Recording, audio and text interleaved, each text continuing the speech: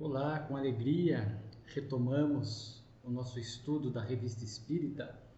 Hoje, dando seguimento, vamos refletir um pouco a respeito da Revista Espírita de novembro de 1859.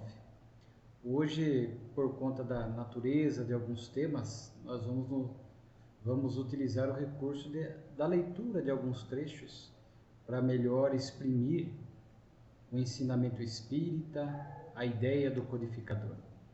Na Revista Espírita do Mês em Foco, novembro de 1859, Allan Kardec trará 9 temas e ele começa a Revista Espírita trazendo um tema que para nós, no estudo da revista dos meses anteriores, já não é novidade, porque o primeiro item é: devemos publicar tudo quanto os espíritos dizem?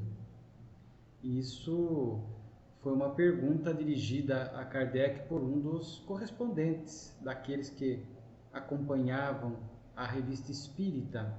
Era uma dúvida, certamente, dele e de muitos outros naquele momento inicial da mediunidade. É bom lembrar que ainda não havia o Livro dos Médiuns, que foi publicado em 1861, onde Kardec vai constar ali lições, capítulos que tratam dessa questão de como avaliar a comunicação espiritual. E Kardec já vinha na Revista Espírita abordando de forma fragmentada essa temática, e veja só, a pedagogia de Kardec é extraordinária. Ele começa o artigo respondendo com uma pergunta: seria bom publicar tudo quanto dizem e pensam os homens? E aí, naturalmente, que a resposta é não, porque nem todos os homens têm um grau de conhecimento, um grau de moralidade, um grau de saber, a ponto de que tudo que pensam e falam exprimiria correção, veracidade, estaria de acordo com as ideias vigentes, com a verdade. Da mesma forma, os espíritos. Como os espíritos são os homens que deixaram o seu despojo carnal, o seu corpo físico, e agora estão em espírito no mundo espiritual, Kardec vai bater muito nessa tecla de que existem espíritos em diversos graus de evolução.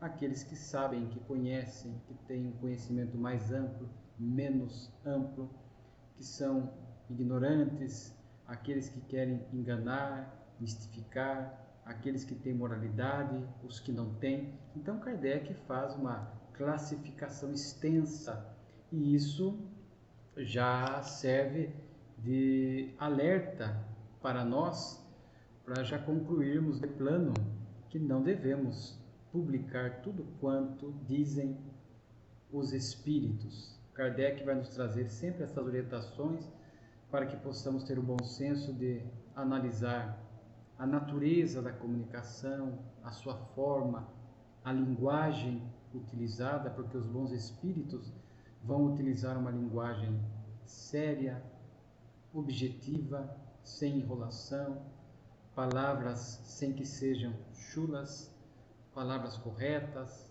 adequadas. Então, portanto, o próprio formato do texto já nos dá um sinal da evolução daquele espírito. Conforme nós pudemos comparar com os encarnados, quando a gente lê uma carta de uma pessoa viva que desconhecemos, pelo conteúdo, pelo formato da carta, pela natureza, dá para se ter uma ideia acerca daquele que escreveu. Assim, com os espíritos, a ideia exprimida, se é uma ideia positiva, consentânea com o bem, com a boa moralidade, com o evangelho, falando de comunicação espiritual dentro da doutrina espírita, que os espíritos se comunicam em diversas religiões, seitas e culturas. Dentro do espiritismo, se o pensamento está consentâneo com as bases da doutrina, consentâneo com Kardec, então nós vamos perceber que Kardec vai sempre nos recomendar esse bom senso, essa universalidade dos ensinos, o cuidado que temos que ter. Então, naturalmente que não vamos publicar tudo quanto dizem os espíritos, porque nem tudo quanto vem do mundo espiritual está correto, está de acordo com a verdade, está de acordo com as diretrizes espíritas. Então, é que se tomar muito cuidado, porque espíritos que querem enganar encontram médiums que não estudam, médiums fascinados, médiums sem bom senso, e acabam ali estabelecendo uma sintonia, encontram neles uma possibilidade de dar vazão às suas ideias equivocadas e acabam utilizando aquele instrumento deficiente, o médium sem estudo e sem moralidade, para que ele possa trazer, publicar, dar publicidade, postar hoje nas redes sociais comunicações ditas espirituais que não têm compromisso com a verdade.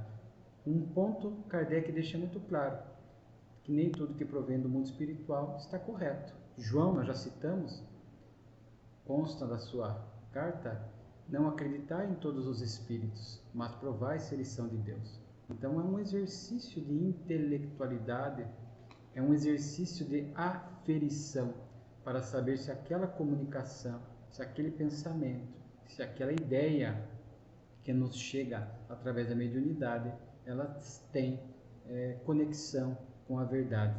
Então temos que tomar toda essa cautela, porque não devemos publicar tudo quanto dizem os espíritos. Na dúvida, nós deixamos de quarentena.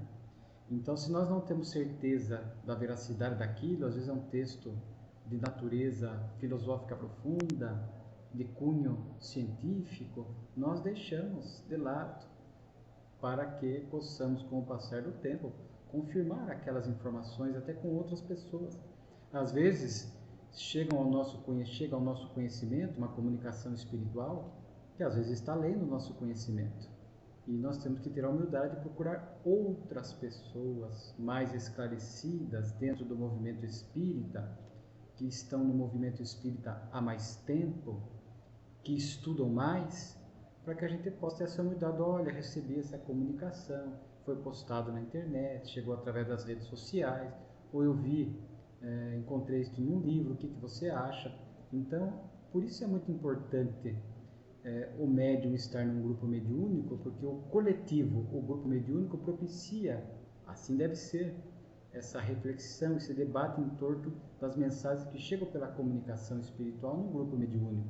Que enganar um médium é mais fácil do que enganar algumas pessoas, 10 pessoas que compõem um grupo mediúnico. Então é um exercício coletivo de bom senso, de racionalidade, de estudo da doutrina. E hoje esse tema nos abre algumas possibilidades.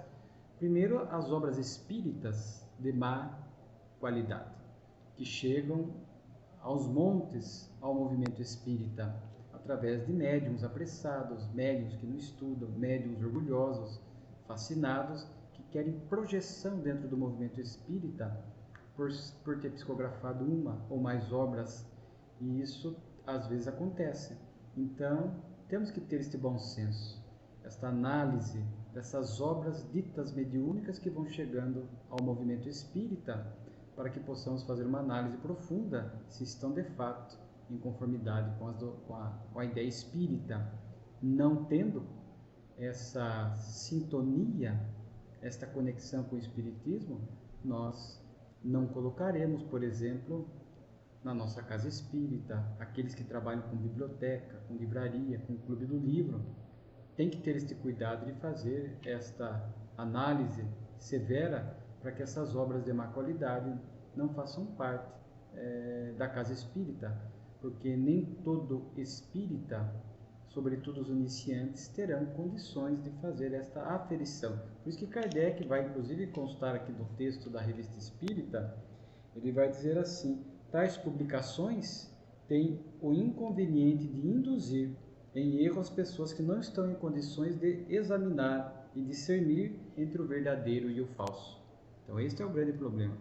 Esta massificação hoje das comunicações espirituais, nas redes sociais, por exemplo, essa mensagem, essa comunicação espiritual, um texto espírita, aqui no caso dito mediúnico, proveniente da espiritualidade, vai chegar às pessoas inúmeras, pessoas que às vezes não são espíritas, pessoas que às vezes são simpatizantes do espiritismo e, como diz Kardec, não terão a mínima condição de fazer uma aferição, uma análise. Chega para ela como uma mensagem espírita, uma mensagem ditada por um espírito. E para muitos ainda vigora a ideia de que tudo que vem do mundo espiritual é verdadeiro, de forma que a pessoa vai, de forma descuidada, passar adiante isto. Então há que se ter muito cuidado. Claro que nós não conseguimos ter todo este controle sobre a internet, sobre as redes sociais. Hoje, nessa época que vivemos de pandemia, neste momento, há uma massificação do pensamento e da ideia espírita nas redes sociais. Então, há que se ter muito cuidado com a qualidade, com aquilo que nós colocamos, com aquilo que nós postamos, com o texto que nós publicamos, para que ele possa, de fato, ter esse compromisso com a verdade. Às vezes nós não somos o autor da ideia, o médium que recebeu a comunicação, mas às vezes nós recebemos uma postagem com uma mensagem e, sem nenhuma crítica, sem nenhuma análise, nós simplesmente passamos adiante.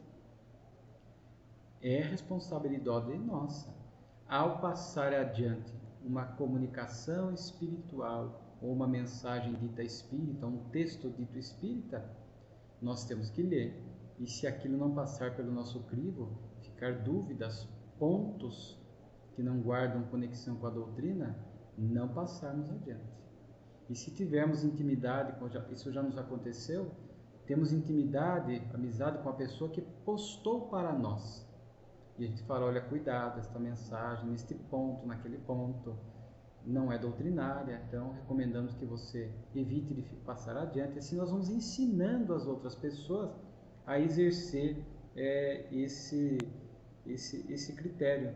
Então temos que tomar muito cuidado. É preferível, na dúvida, não passar adiante, porque hoje, com a massificação da informação, com a velocidade das redes sociais, essas mensagens, essas comunicações vão chegar a muitos corações, a muitas pessoas que não terão a mínima condição de avaliar e depois vão passar adiante com a chancela de que aquilo é espiritismo. Não, eu recebi de um amigo espírita, ou me chegou uma ideia espírita, e a gente que trabalha na divulgação da doutrina para manter essa unidade, essa integridade doutrinária, às vezes, em pouco tempo as pessoas conseguem manchar, trazendo ideias que não são espíritas. Mas é interessante que Kardec aqui faz uma ressalva muito importante. Ele diz que às vezes nós podemos publicar, como ele fez, comunicações do mundo espiritual, que nós sabemos que está equivocada, mas justamente com essa finalidade, para demonstrar a natureza da comunicação, como são as comunicações de má qualidade. Então Kardec publicou na Revista Espírita mensagens que ele refutou, algumas, por exemplo, atribuídas a Jesus.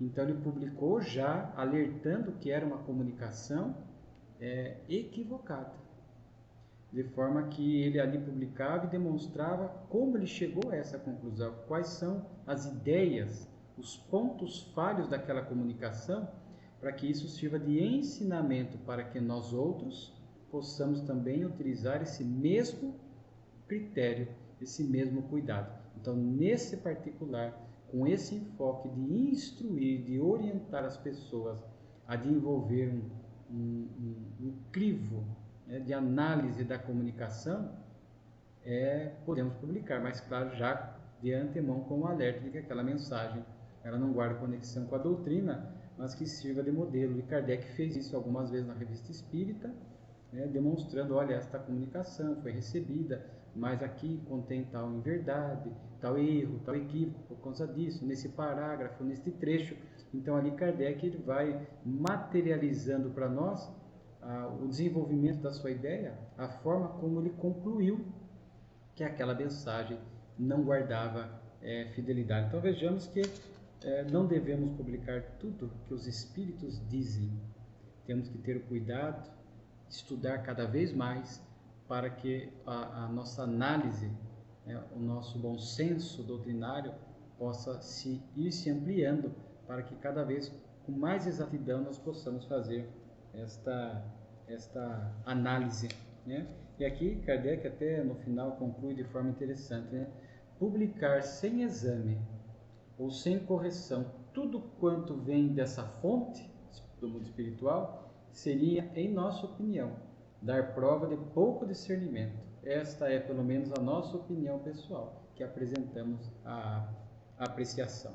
É muito útil, muito atual este artigo, por conta dessa postagem massificada de comunicações espirituais e de mensagens ditas espíritas e que não guardam correlação com o espiritismo.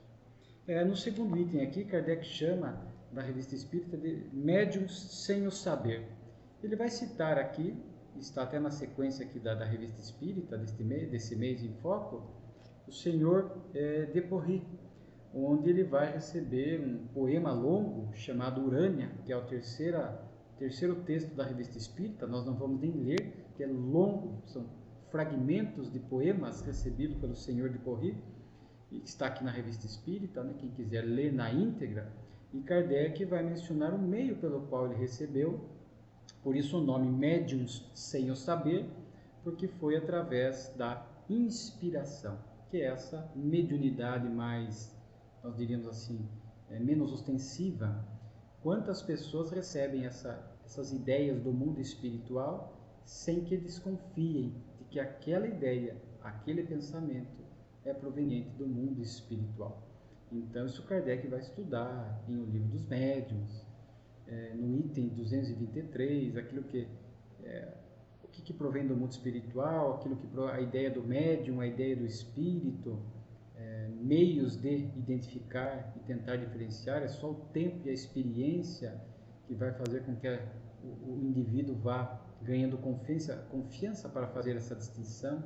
Aí a reunião mediúnica é um meio também adequado, não é obrigatório, o espírita não é obrigado a estar na reunião mediúnica, mas ao se dispor a isso, o fará com responsabilidade, com seriedade, com estudo, com entrega e com dedicação, e esse exercício da mediunidade assessorado pela espiritualidade superior na casa espírita, o que é o recomendado, fará com que ele possa, se portador dessa mediunidade intuitiva, ele possa ir desenvolvendo esta confiança de distinguir o que é seu, o que é do espírito.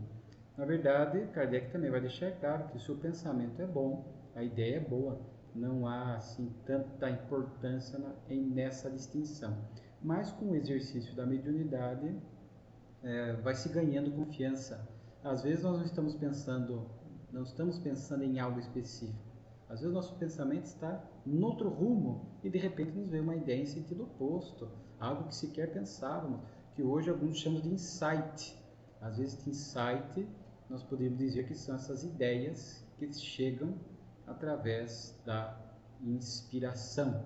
Por isso Kardec dirá em O Livro dos Médiuns que todos somos médiuns, porque todos somos capazes de receber este pensamento, esta ideia do mundo espiritual. E aqui o senhor de Porry recebeu esses fragmentos de poemas dessa forma. E Kardec vai falar que às vezes assim, né, tais indivíduos são, sem o saber, verdadeiros médiuns. E para isto não necessitam possuir a mediunidade mecânica. A mecânica, no caso da psicografia, Kardec usou muito a psicografia como modelo para instruir, estudar a mediunidade, é quando o braço se movimenta sem a vontade do médium, de forma mecânica. É o espírito que controla esse movimento através de todo um processo, um envolvimento espiritual, que reflete no perispírito, que vai refletir no sistema nervoso central, na glândula pineal, fazendo com que o braço do médium se movimente à sua revelia. Às vezes o médium está escrevendo de forma mecânica e ele pode estar conversando outro assunto com outra pessoa. Então não é uma mediunidade ostensiva, é uma mediunidade que tem essa característica mais sutil. E ele diz assim: todos os homens de gênio, poetas, pintores e músicos estão nesse caso.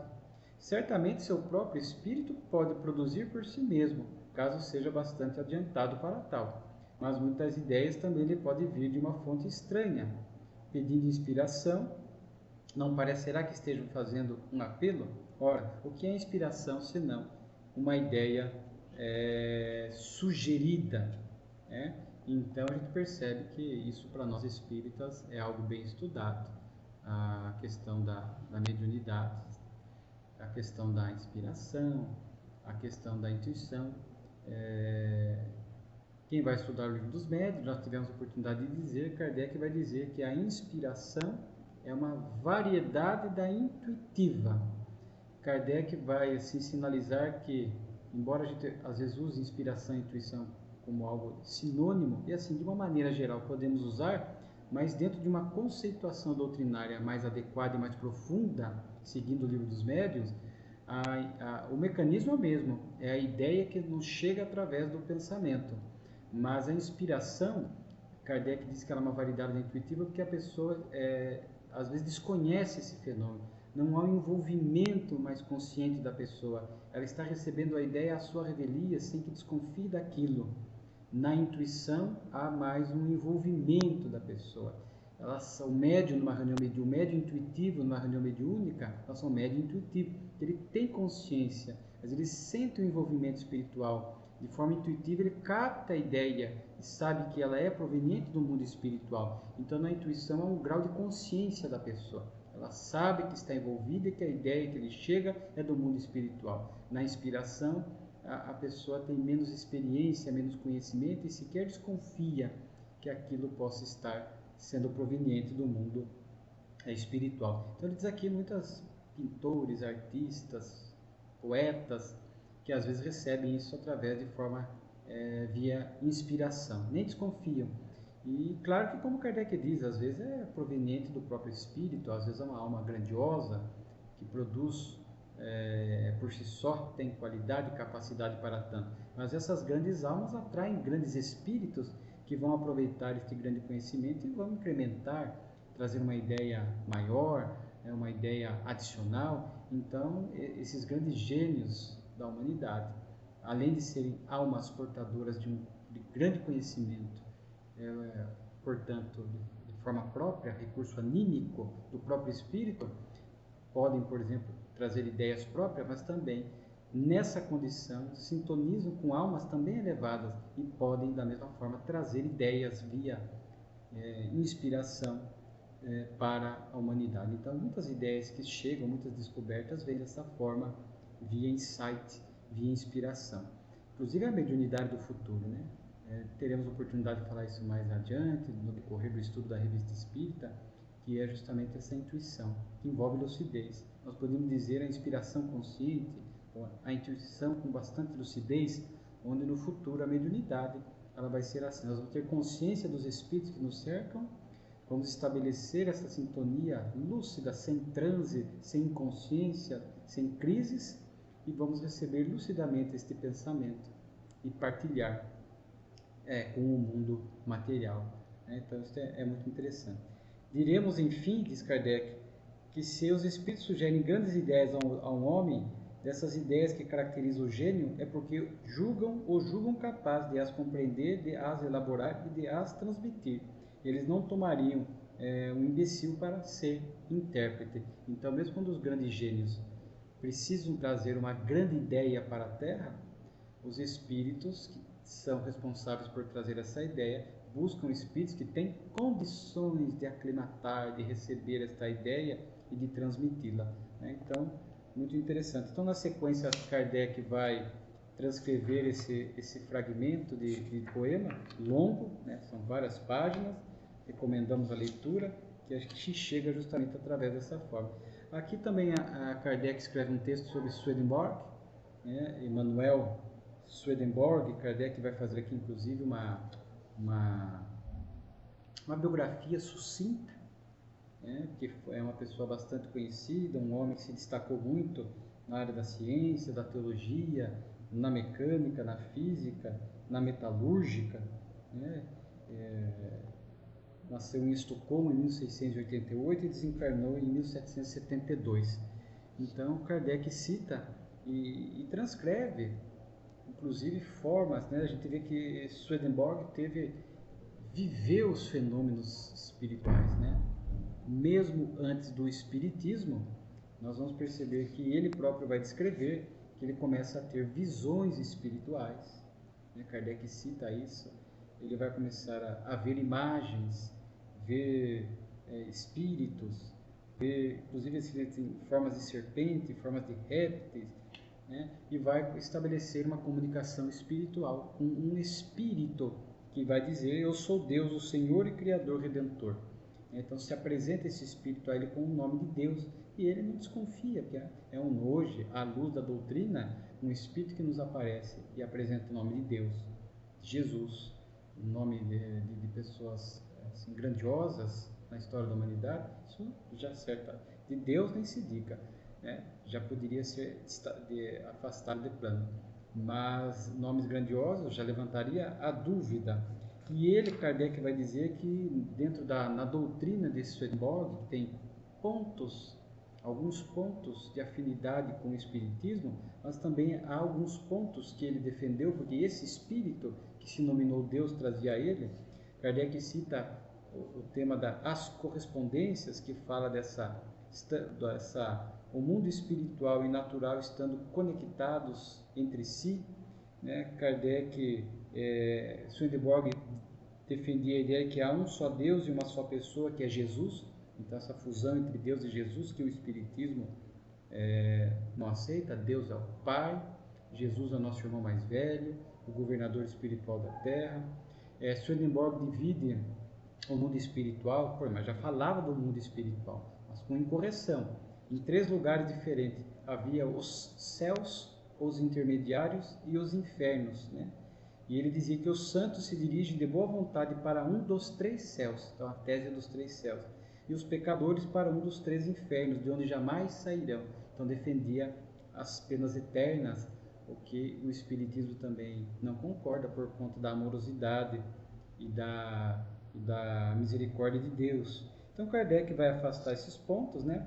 Diz assim: para nós, ele, Swedenborg, era um médium vidente e um escritor intuitivo, como há aos milhares.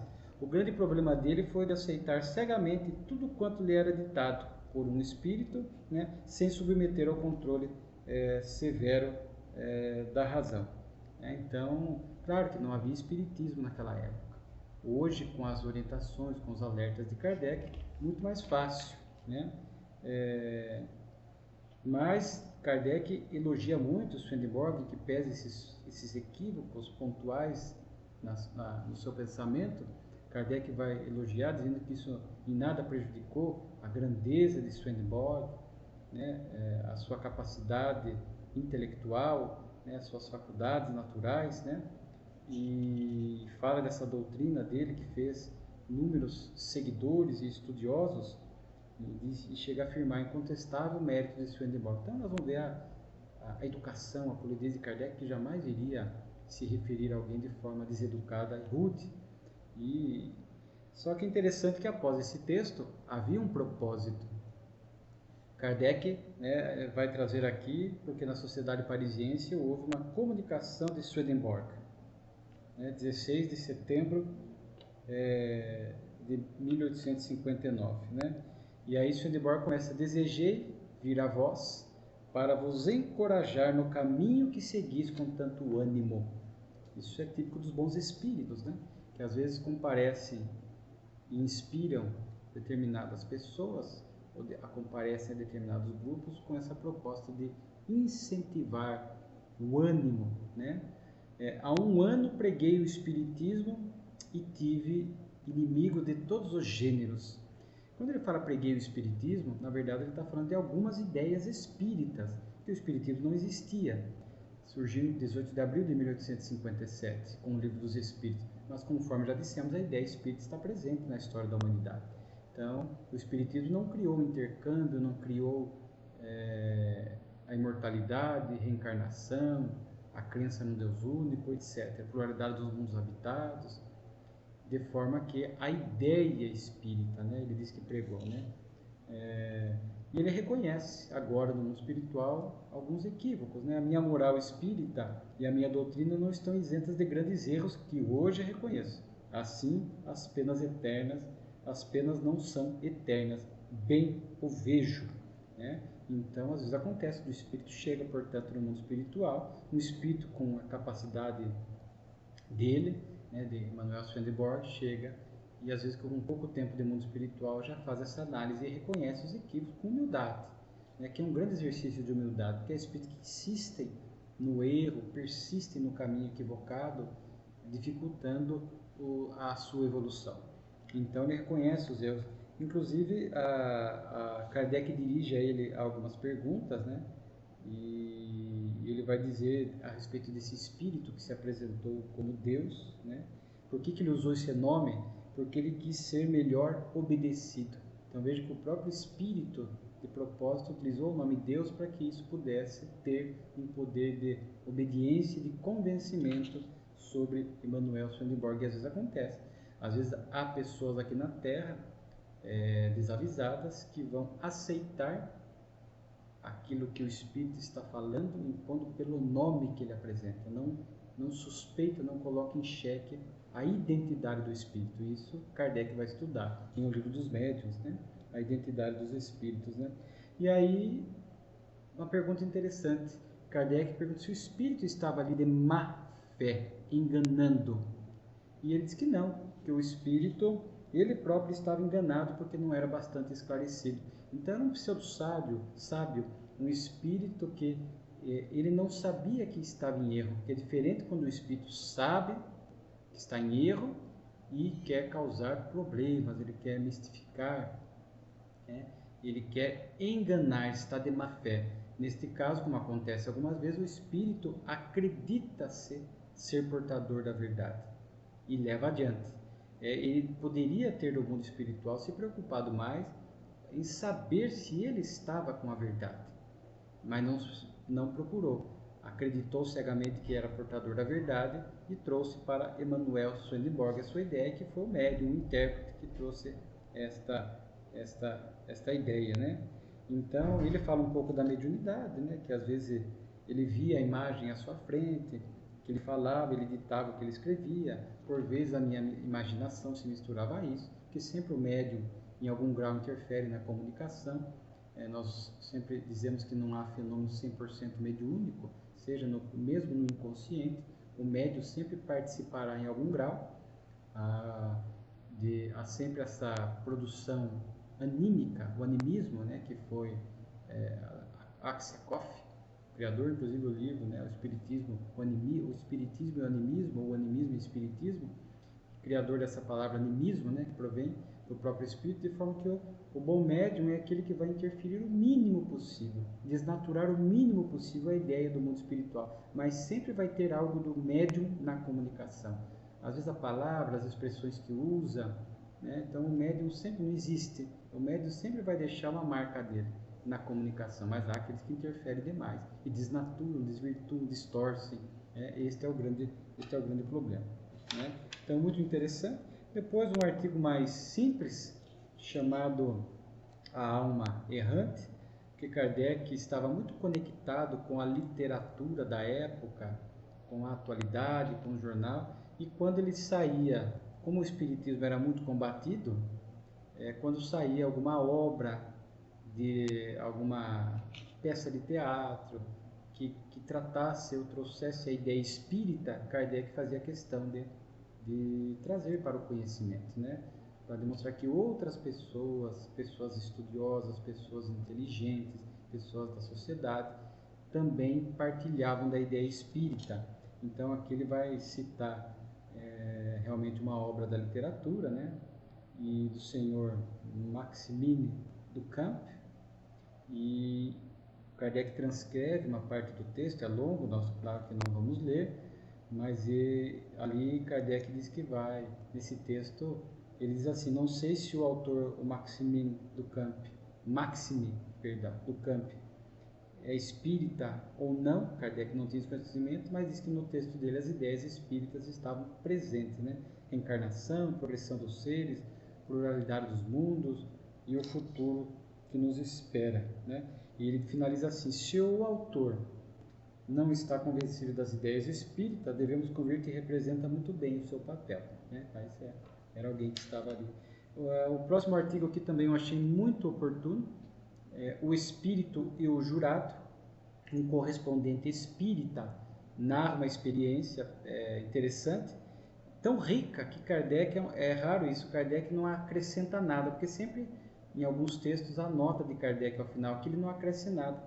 E o jurado, que é o próprio correspondente, ele narra que participou de um julgamento do tribunal do júri, um homicídio envolvendo um moço recém-saído da adolescência, que matou uma senhora idosa em circunstâncias horríveis. Ele confessa, descreve com cinismo e com frieza a prática do crime, e como o jurado era conhecedor da doutrina e médium, ele resolve, antes que se chegasse ao veredicto, na verdade, em algum momento ali durante o julgamento, antigamente os julgamentos eram longos, havia essas pausas, né? E ele evoca a vítima. Ele queria saber de detalhes, qual circunstância levou aquele jovem a praticar esse crime com tanta atrocidade. E ele então recebe uma comunicação da vítima, né, dizendo que ela havia sido galanteada por um homem há 50 anos e ela não correspondeu. Este homem guardou uma mágoa e disse que se vingaria dela.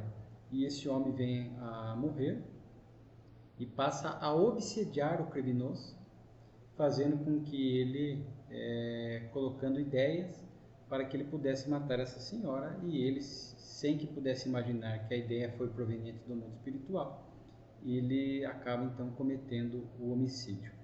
E ele diz que por conta disso, por ter sido uma influência espiritual, ele diz que ele não dá detalhes de como, mas que esse fato ele levou ao conhecimento dos outros jurados, porque os jurados, conforme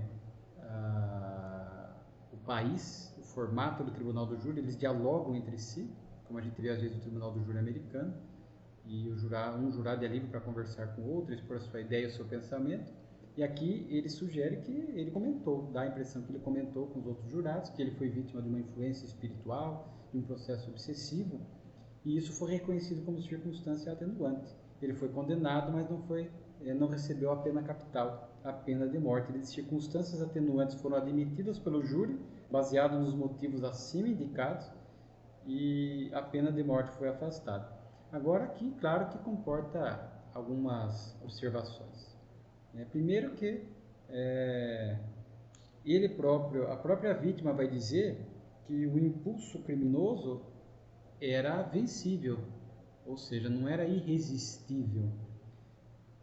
Existem obsessões na área da criminalidade, mas como o próprio texto aqui vai dizer, ele era capaz de resistir, ele tinha um livre-arbítrio.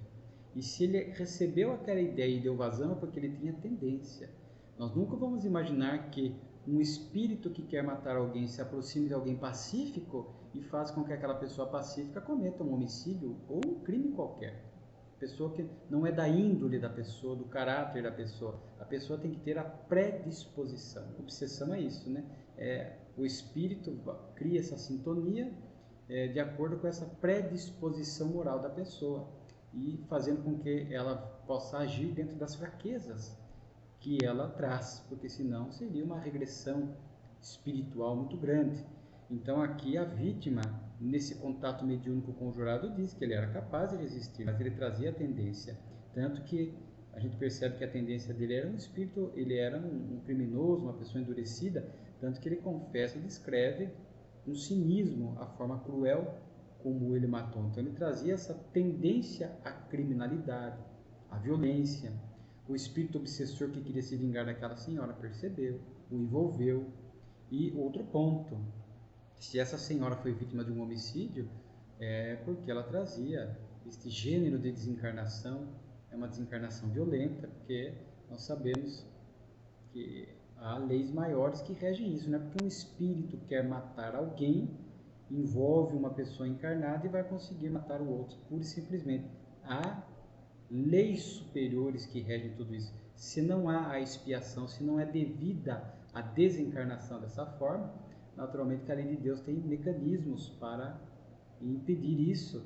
E há várias obras espíritas que retratam. Então é importante sabermos que é uma ordem divina. Se a senhora desencarnou, foi vítima de homicídio, E aqui não consta que ela tenha sido imprudente, tenha dado causa ao homicídio, pelo jeito ela foi perseguida por ele e morta. Então, naturalmente, que chegou o período da sua desencarnação, talvez o seu gênero de morte fosse uma desencarnação violenta, por conta do seu passado, né? A pessoa que executa os escândalos são necessários, mas é de quem causá-los. Lembramos da orientação do Cristo. Né? A Terra, um mundo de provas e expiações, há muitas almas devedoras aqui que precisam passar, ainda por circunstâncias infelizes. E na Terra há matéria-prima, espíritos ainda primários que podem executar isso. Não trazem no seu planejamento reencarnatório executar. Ninguém reencarna para ser o criminoso, o autor da agressão, mas o espírito traz a predisposição, a vítima traz o débito, de forma que, em circunstâncias variadas, alguém vai dar vazão à sua primariedade e acaba causando a morte de alguém que deva perecer, porque chegou o seu momento da desencarnação. Então a lei de Deus ela é justa, ela é perfeita, né? Outro ponto interessante, então, que a gente deixa claro aqui, é que o homem, né, trazia as tendências. E a gente, isso é um alerta para nós. As nossas tendências inferiores são porta para a obsessão. Qualquer vício moral, qualquer conflito, qualquer imperfeição faz com que esses espíritos possam, é o canal de comunicação, é a sintonia para que eles venham potencializar, trabalhar aqueles aspectos negativos para que possamos nos complicar ao longo da reencarnação. Então foi o que aconteceu aqui, né? Tanto é assim que aqui no texto, o próprio autor do texto correspondente, que foi o jurado, Simon M., ele vai anotar assim: a respeito do que acabo de contar, deve-se fazer uma observação moral de grande importância. É necessário concluir com efeito que o homem deve vigiar os seus menores pensamentos malévolos, até os maus sentimentos, aparentemente os mais fugidios, pois estes podem atrair para ele espíritos maus e corrompidos. É uma porta que ele abre ao mal sem compreender o perigo. E aí ele cita Jesus. Jesus, tendo conhecimento disso, fala que qualquer um que atentar numa mulher para a cobiçar, já em seu coração adulterou com ela. Então, os maus pensamentos, as tendências equivocadas, faz com que atraímos espíritos equivalentes que vão tentar nos complicar naquela área, naquele ponto fraco moral. Trazemos as tendências. Os obsessores não vão criar em nós defeitos que não temos. Isso é muito importante. Então, eu achei um caso bem curioso. Claro que a mediunidade não se presta para este fim. A mediunidade não existe para que vítimas venham inocentar acusados, venham trazer notícias, detalhes do crime. A mediunidade não tem essa finalidade de interferir em julgamentos, mas às vezes, por circunstâncias que nos fogem ao controle, acaba acontecendo. Inclusive, há um livro chamado A Psicografia ante os Tribunais, onde alguns casos são narrados. Então, o Tribunal do Júri é o mais livre em termos de prova, né? Os jurados são livres para analisar as provas, de forma que há casos, inclusive, de Chico Xavier, conhecido, em que a vítima vai inocentar, dizendo que o disparo foi acidental, que uma pessoa estava ali no Tribunal do Júri como réu, acusado de ter atirado intencionalmente num amigo. Eles estavam num quarto, os dois, e a vítima vai dizer, através da mediunidade, que foi um disparo acidental, que estava limpando, manuseando a arma e houve o disparo acidental. Isso chega ao conhecimento, vai ao Tribunal do Júri e os jurados, que têm liberdade para avaliar esta prova, acabaram absolvindo. Então, há casos de psicografias que chegam aos tribunais, mas repito, não é a finalidade da mediunidade. E aqui, já encerrando a Revista Espírita, Kardec vai trazer um artigo, Advertências de Além-Túmulo, onde ele vai contar aqui 2 fenômenos espirituais que provam a imortalidade da alma, a influência dos espíritos na nossa vida. Narra de um oficial que estava numa guerra e ele vê se chama aqui senhorita T, que ao que consta sua noiva.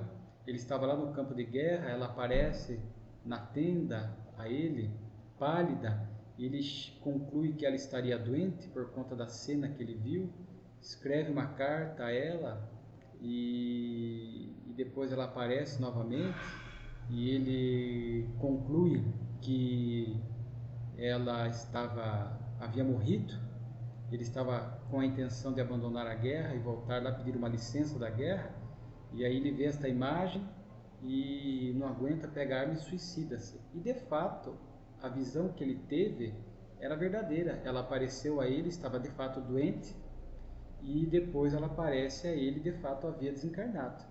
E ele então, de forma precipitada, pratica o suicídio. Kardec disse, se ele conhecesse o Espiritismo, saberia que o suicídio, nesse ponto, ele está se distanciando, vai afastá-lo mais tempo da noiva, né? Porque aquele que pratica o suicídio vai estar numa situação de perturbação e sofrimento no mundo espiritual, impedindo de qualquer reencontro espiritual. Então, se alguém pensa em praticar o suicídio, que é sempre um equívoco, nunca vai resolver o problema com a intenção de reencontrar alguém que já partiu pela morte, o efeito é o oposto, porque vai entrar no processo de perturbação do lado de lá, que vai acabar se distanciando ainda mais do ser amado.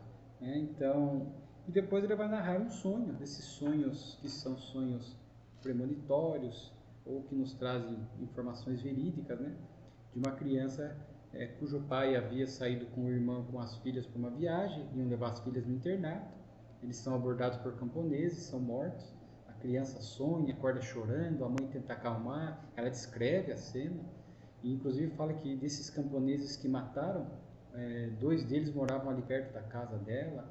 A polícia depois vai atrás, descobre realmente o pai dela e o irmão foram mortos com as filhas que estavam juntas, e aí eles vão na casa daqueles que moravam ali perto, dos camponeses, e vão descobrir depois na frente que eles estavam envolvidos sim no crime, são presos.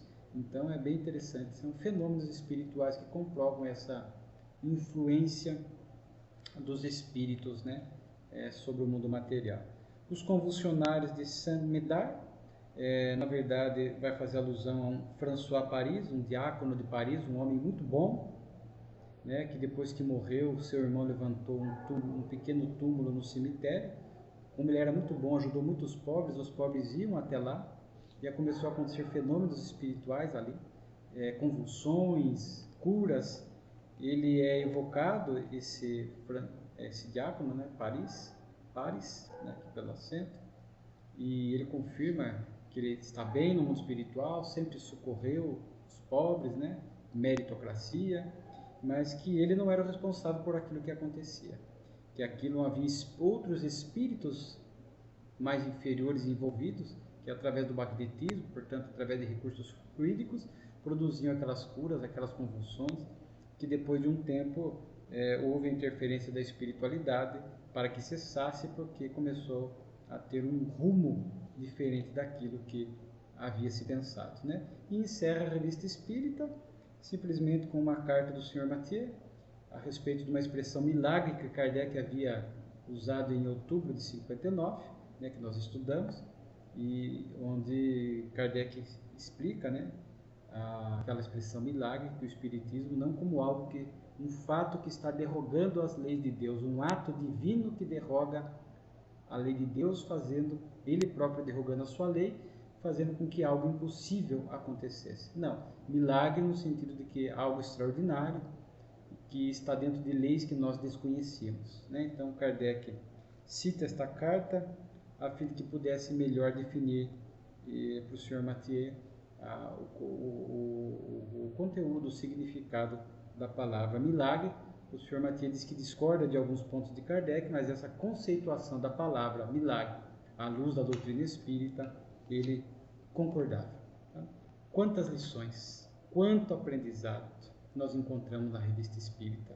Esperemos poder contar com você na sequência dos nossos estudos. Muita paz.